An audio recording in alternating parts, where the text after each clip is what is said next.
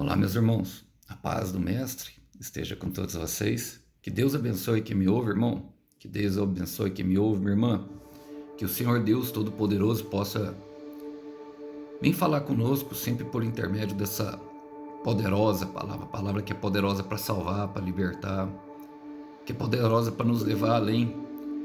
E uma palavra que particularmente eu creio, irmãos, que é poderosa para nos trazer compreensão e um sentido puro e que faz valer a pena a nossa vida. Vamos lá, vamos para a nossa conversa? O texto hoje para nossa breve reflexão encontra-se no livro de Atos, capítulo 27. Quero ler a partir do verso 1. Diz assim: Quando chegou a hora, zarpamos para a Itália. Paulo e muitos outros prisioneiros foram colocados sob a guarda de um oficial romano chamado Júlio, capital do regimento imperial. Aristarco, macedônio de Tessalônica, nos acompanhou. Partimos num navio que tinha vindo do porto de Adramíntium, no litoral nordeste da província da Ásia. Estavam previstas diversas paradas em portos ao longo da costa. No dia seguinte, quando ancoramos em Sidom, Júlio demonstrou bondade e a Paulo permitindo-lhe que desembarcasse para visitar amigos e receber ajuda material deles. Glória a Deus. Somente até aqui, versículo 1, 2 e 3. Eu gosto de informar que quando eu vou ministrar sobre o livro de Atos, porque é totalmente pertinente as palavras daquilo que está acontecendo e descrito no livro, com a correlação que nós fazemos para a nossa vida. É um livro de transição. Lucas escreveu e ele escreve na primeira pessoa do plural, dando a entender que ele está junto com Paulo nessa viagem aqui, nessa jornada dentro dessa embarcação.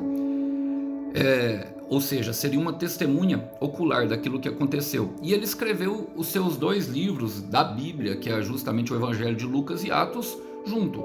É como se fosse 2 volumes de uma mesma edição. E é a transição de Jesus Cristo até nós. É uma ponte, é algo que liga uma coisa à outra. E pensando nisso, quero fazer as aplicações pertinentes à nossa vida, porque Paulo está justamente chegando ao teu propósito. Ele vai vivenciar momento de uma promessa cumprida, irmão. O Senhor Jesus, em Atos 21, fala para ele que é necessário que ele vá até César e pregue. E essa era a missão de Paulo, esse era o propósito de Paulo. Vamos trazer para a nossa vida? Diz assim: Quando chegou a hora, zarpamos para Itália. Irmãos, entenda uma coisa, quando eu falo que era o propósito de Paulo, dentro do propósito tem vários outros propósitos. Por exemplo, o propósito de Jesus foi descer e morrer na cruz, mas ele veio, desfez as obras das trevas, fez milagres, ele preparou os discípulos durante o tempo que estava aqui, para justamente seguir, porque o que Deus faz, ele faz pensando num tempo. Ele fala de eras vindouras em Efésios capítulo 2, 7. Enquanto nós estamos olhando para meses, para dias, ele está olhando, sabe, justamente a um contexto muito maior daquilo que nós pensamos. Mas vai chegar um momento, e eu creio que eu estou pregando aqui para pessoas que têm passado por bastante dificuldade, que estão cansados da caminhada, que já estão desejosos de chegar nesse lugar da promessa. Mas quando chegou a hora, zarpamos para a Itália. Está chegando a hora dele chegar a Roma. Está chegando o momento. E quando chega o tempo de Deus, meu irmão, ninguém pode impedir. Se você é um cristão fiel, alguém que acredita nos propósitos de Deus para sua vida, irmão. E quando eu falo fiel, acredite, eu falo fidelidade no sentido de fé. Os nossos sentimentos durante alguns momentos, irmãos, eles oscilam, e isso é natural. E normalmente nós associamos a nossa fé e a bondade de Deus aos nossos sentimentos. Se eu tô bom, Deus é bom. Se eu tô mal e depressivo, Deus é ruim. E não é assim. Deus, ele está conosco tanto no momento da aflição como no momento bom. E Paulo vai viver momentos de aflição agora. Mas chegou o tempo, e quando chega o tempo, irmão, não tem como. Isaías 43, versículo 13.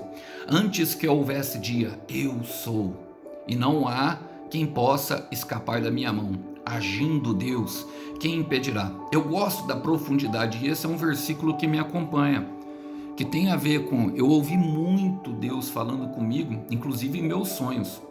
Um dia eu sonhei, irmão, e fiquei ouvindo esse versículo a noite inteira no sonho. E algumas imagens. Bom, eu não quero falar sobre os meus sonhos, mas eu quero te falar que alguns versículos, eu tenho certeza que você carrega alguns.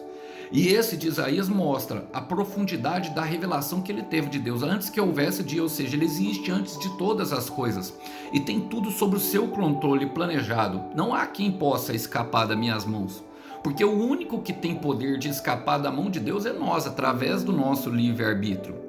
Mas até mesmo as nossas negações a Deus, se nós pararmos para pensar, está debaixo da sua permissão, debaixo do seu autocontrole. Ele já planejou, ele nos fez com um propósito, irmão.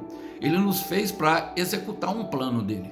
É algo muito maior, então traz uma sensação de pertencimento, de que algo grande, que nós nascemos sim para coisas maiores, como eras vindouras, assim como Paulo está indo cumprir o seu propósito, e nós podemos ver isso na vida de Paulo, irmão. Nós estamos falando dele 2000 anos depois.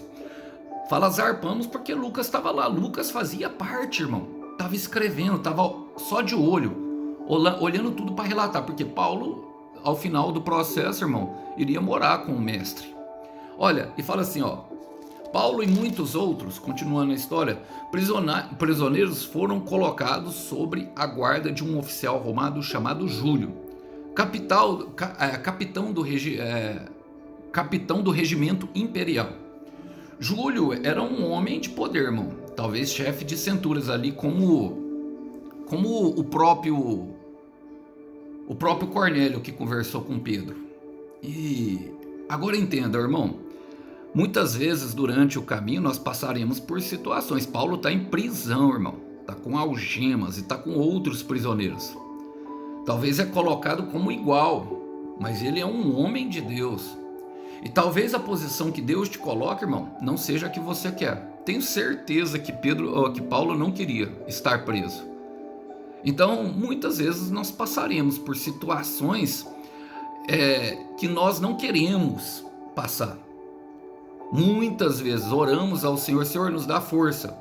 E Ele envia justamente situações difíceis para nos fortalecer. Senhor, ensina-nos a amar. Vai enviar pessoas difíceis, com problemas para serem resolvidos, difíceis de serem amadas, pessoas problemáticas. Eu sou um problemático, irmão. Tive muitos problemas, vou aí vencendo e rompendo de fé em fé, de glória em glória. Olha, então talvez Ele vai colocar a gente nessas situações. Está lá com outros prisioneiros, está sob a tutela de um homem que, no ver dele, é um inimigo, é do exército inimigo, irmão, está levando ele sob custódia. Então algemas nunca foram sinal de prisão, nunca foram. Homens livres, andando presos pela rua, e homens presos, com a mente livre, vivendo dentro de celas. Olha, acredite, irmão, tudo é necessário, tudo faz parte de um processo ao qual Deus lhe submeteu. A palavra fala em Jó capítulo 14, versículo 5, fala assim, ó: tu já marcastes quantos meses e dias cada um vai viver. Isso está resolvido. Quem é que tem controle sobre a vida? E ele fala, e ninguém pode mudar. Ninguém. Nós vimos o caso de Isaías, irmão, que do rei Ezequias, que o Isaías, o profeta, chega e fala, o Senhor te levará em 3 dias. Põe ordem a tua casa.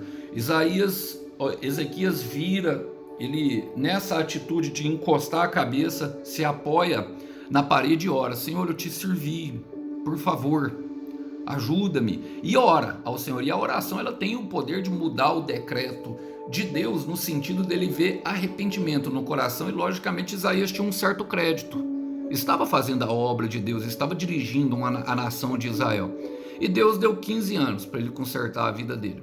E acredite, foi nesses 15 anos que nasceu a sucessão de Ezequias, que daria continuidade ao seu reinado, que nasceu o próximo rei. Foi nesses 15 anos que Deus concedeu. Então Deus está no controle de tudo, irmão.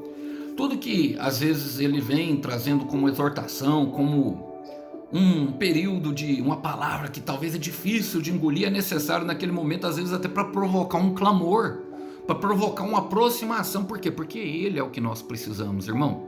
Olha, a palavra fala ainda assim, no versículo 2, Aristarco, um macedônio, de Tessalônica nos acompanhou. Esse Aristarco, irmão, provavelmente é o homem que tomou conta da igreja de Tessalônica. Talvez tenha se tornado, não tenha muitos relatos históricos sobre ele, mas ele estava ali em Atos 20, na pregação a qual Eutico cai da janela.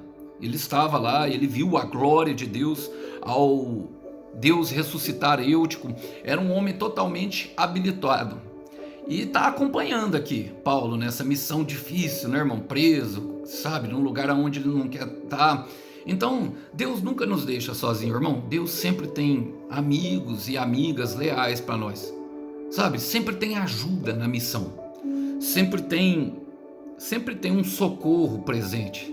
Sempre tem algo a qual o Senhor nos ajuda justamente em momentos de dificuldade. Eu creio, irmão, e tenho convicção de que Paulo vivenciou momentos difíceis, até porque ele está navegando com um povo rebelde, um povo que não ouve ele. Lá na frente eles terão problemas justamente com aquilo que Paulo disse para eles fazer e eles não fizeram. Perderam a embarcação, alcançaram uma grande tempestade, os ventos eram fortes e contrários.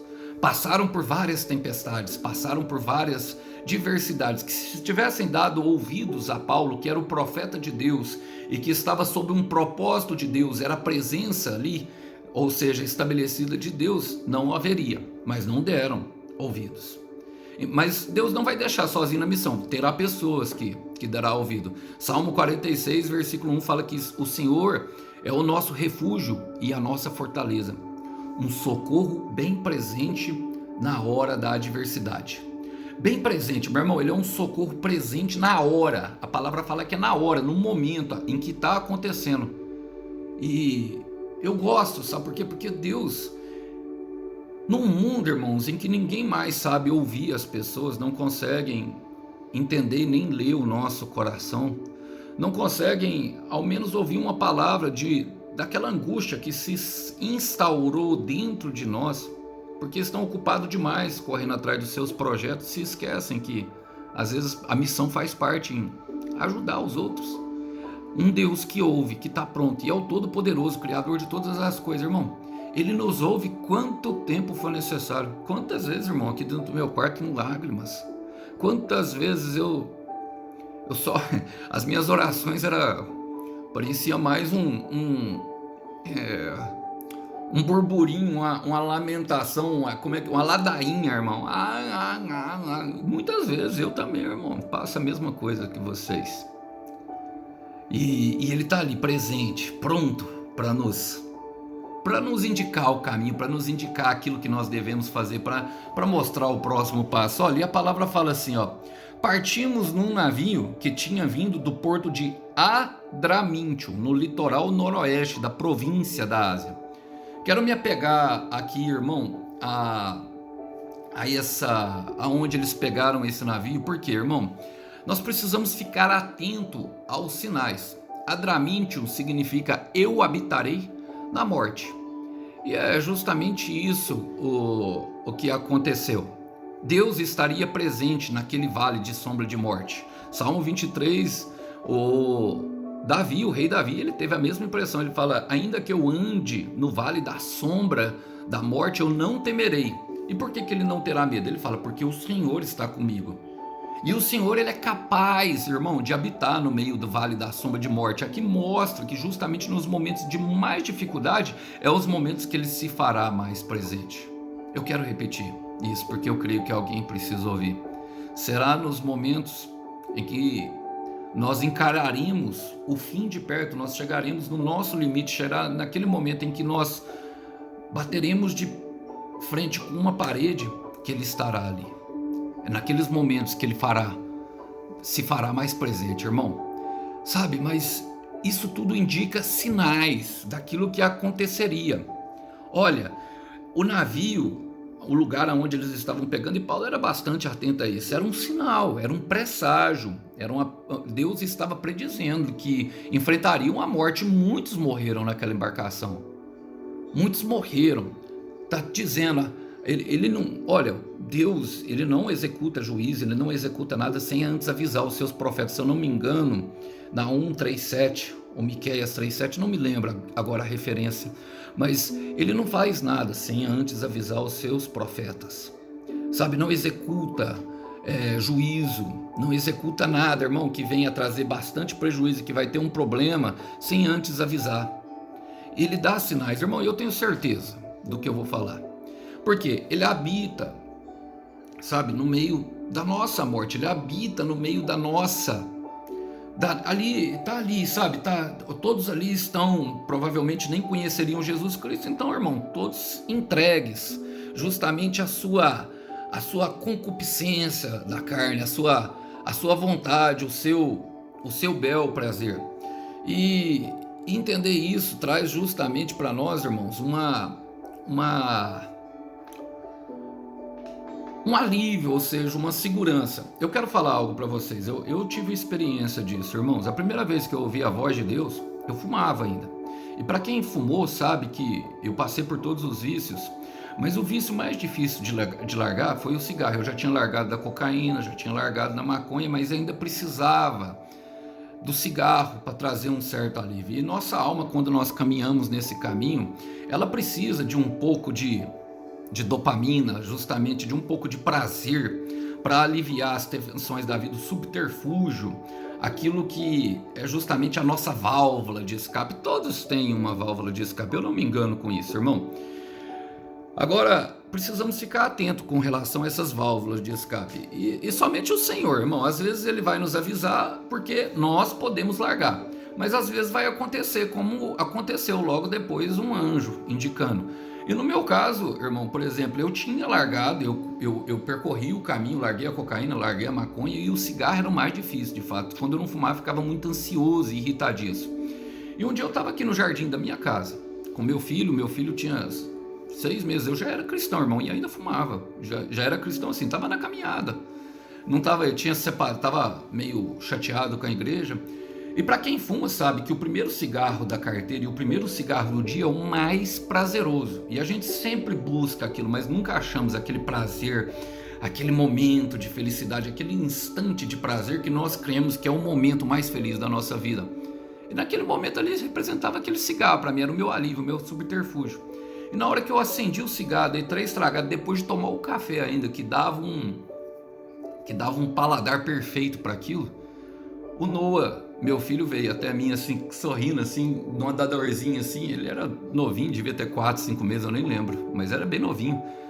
Eu ouvi a voz rasgando no meu coração. É isso? Só uma pergunta.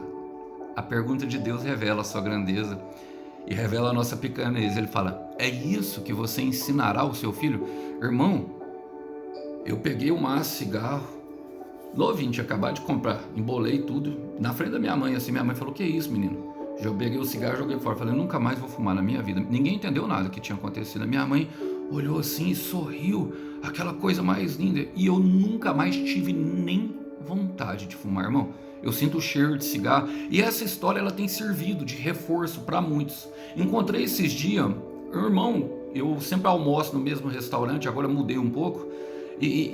A gente vai fazendo amizade. Cheguei lá, os irmãos fumando lá de fora. Eu falei: ô, você fuma, irmão? Ele fuma.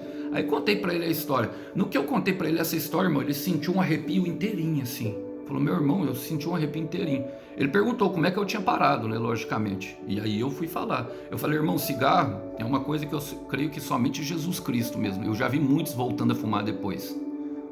Muitos. E ele habita no meio da morte. Eu tava lá fumando, irmão, e ele tava falando comigo. Então, assim, às vezes a gente se apega em religiosidade, sabe? A gente se apega nas coisas e ele vai dando sinais daquilo que nós devemos fazer. Irmão, eu já sabia que devia lutar pela minha conversão, eu já sabia que devia lutar pela minha vida e estava ali tentando. Ó, em João 4, versículo 48, a palavra fala, irmão, fala assim: então Jesus lhe disse: se não virdes sinais e prodígios, de modo nenhum crerei. Agora, os sinais são para coisas boas como para coisas ruins, irmão, na nossa vida. Tudo que aconteceu de ruim, para pensar na sua vida. Se Deus não deu sinais, deu sinais, irmão. Deu sinais, olha. E ele fala assim, ó: estavam previstas diversas paradas em portos ao longo das costas. E a gente deve parar muitas vezes, irmão. E isso aqui fala justamente de etapas do processo. Sabe, não pule as etapas do processo. Toda vez que nós pulamos a etapa do processo, o caminho que nós vamos fazer reverso é o mesmo. Jonas, ele teve os sinais, irmão. A palavra fala que em Jonas 1 que ele teve o aviso de Deus, e ele resolveu fugir da presença do Senhor. Entrou num barco a qual ele teve que pagar o preço. A tempestade vinha e ia ficando cada vez pior, até ele chegar e ficar 3 dias dentro da boca do peixe. E a palavra fala que o peixe, depois dele orar, depois dele se arrepender, vomitou na boca da praia, vomitou na beira da praia. E o caminho até chegar justamente a Nínive, que era a palavra que veio, a palavra fala assim em Jonas capítulo 3, versículo 1, fala assim, ó, veio novamente a palavra do Senhor, e ela mesma palavra, vai até Nínive e prega a palavra a eles, porque a sua maldade sumiu, a mesma palavra que ele tinha dado no começo.